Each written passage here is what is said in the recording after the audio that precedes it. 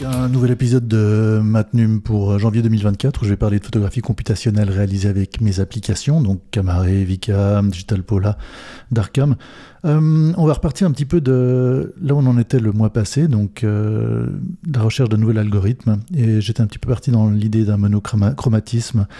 Et ces deux premières images, donc à gauche une photo noir et blanc, là on a complètement perdu la notion de saturation de couleur, ou à droite avec des couleurs clairement, dont la saturation a clairement quasiment disparu, la saturation d'origine, pas le traitement par-dessus. Donc à gauche c'est à Reykjavik, une vue depuis la ville, et à droite c'est un café, le café de la presse à Genève. Comment est-ce que ces traitements en fait, d'images peuvent malgré tout donner un sentiment, une idée de l'ambiance? Alors on passe sur les trois prochaines images. Je trouvais que la perte en fait des informations de couleur amène quelque part à une temporalité, non seulement une intemporalité dans certains cas, mais amène un petit peu la mélancolie en fait principalement.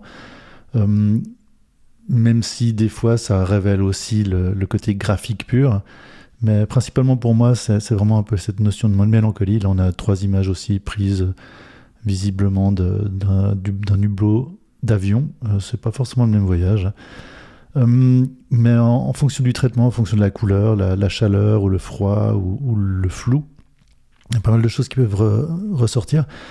J'étais aussi en train un peu d'étudier le flou. Est-ce que ça amenait quelque chose, un flou forcé?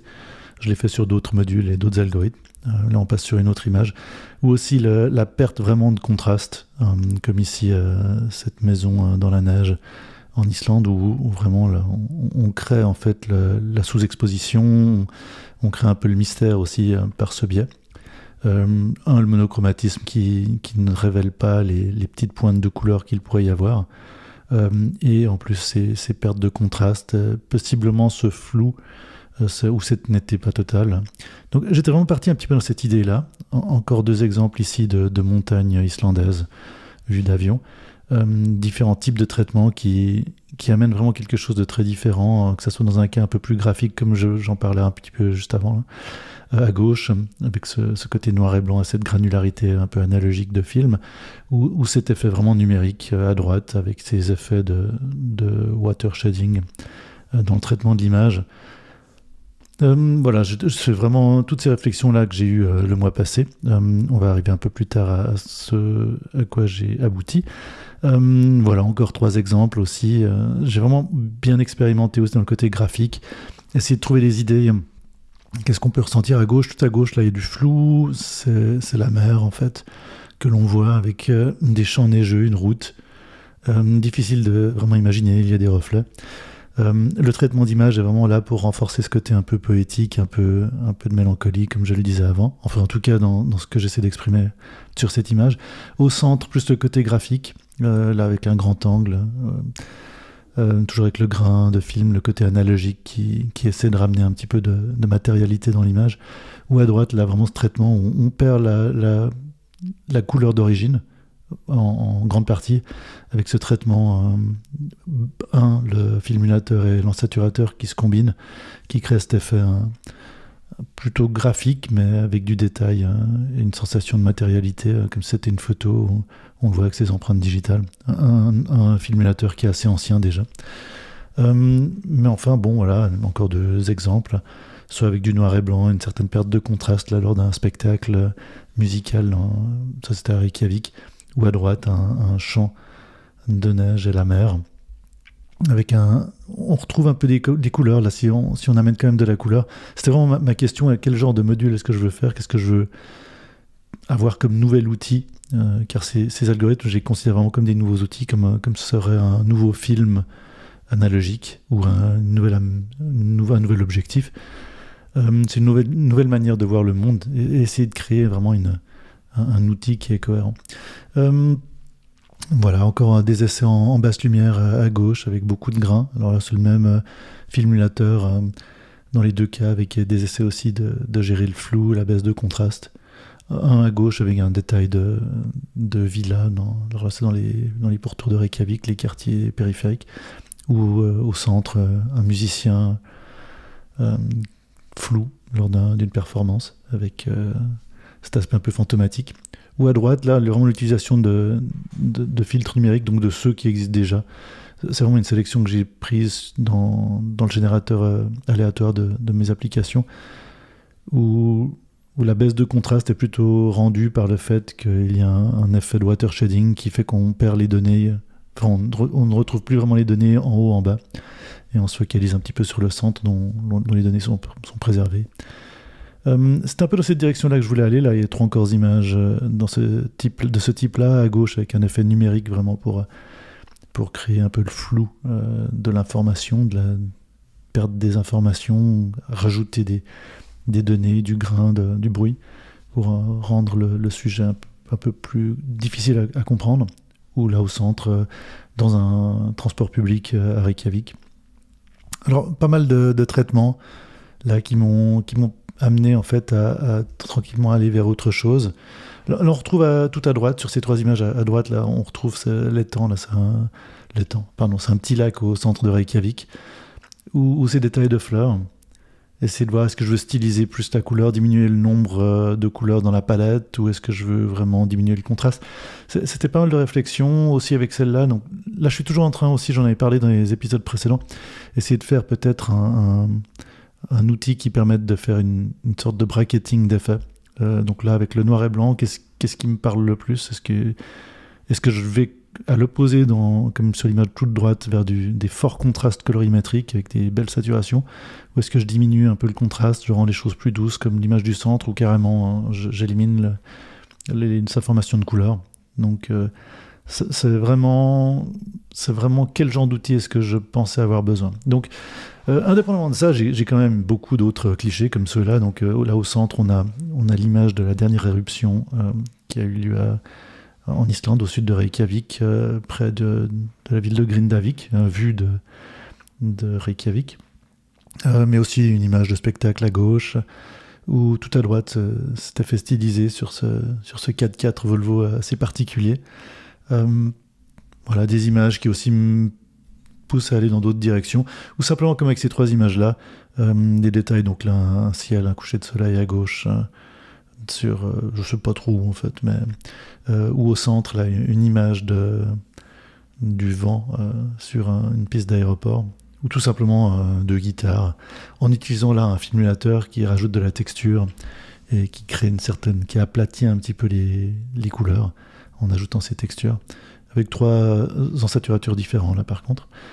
Donc ouais, pas mal d'expérimentation pour enfin arriver à commencer à développer donc ce mois de janvier. Je suis parti dans l'idée d'essayer de peut-être segmenter. Alors, là, on voit vraiment les essais en début de code, quand j'ai commencé à coder ce nouvel ensaturateur. À gauche, le saucissonnage à la baisse de résolution d'une image. Ensuite, essayer de modifier les profils colorimétriques. Alors d'abord, je fais comme dans ce cas-là, mon idée est vraiment d'aller vers quelque chose d'un peu plus doux.